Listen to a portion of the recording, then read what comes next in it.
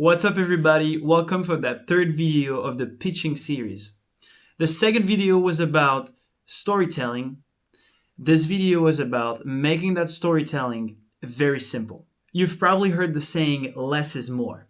And this is very true for pitching. It is already a big effort to understand something. Imagine if on top of that, it's hard to follow. Not because it's technical, but because you didn't take the proper time to simplify it. If your pitch isn't clear, chances that people won't believe in it.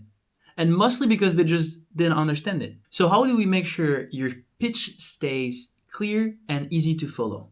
Well, there are two main layers that you can work on in order to make that pitch very easy to follow.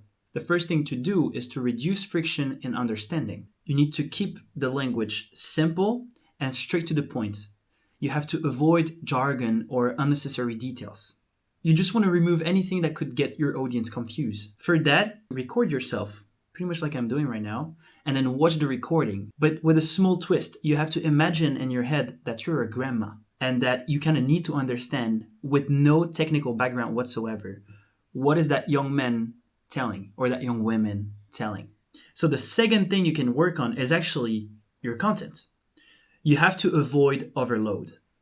One of the biggest mistakes is to bombard your audience with too much details, too much IDs, too many numbers, too many words. You have to stick to what's relevant.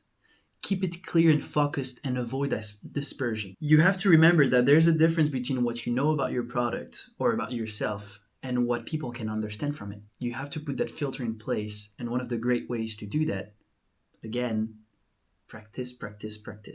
Record yourself, watch the recording, even ask for feedback. One of the other thing is clarity in your pitch comes from clarity in your thinking. That's why we talked in the second video about storytelling, because your story needs to be very defined. You need to know exactly what you want to talk about in order for you to simplify it down the road. So remember, if your ideas are messy in your head, they'll be messy in your pitch. Easy to understand equals easy to believe. If people understand what you're saying, they'll just believe in your ideas. It is that simple. Guys, this is the end of this video. Thank you very much for watching, and we'll see you on the fourth one. Bye-bye.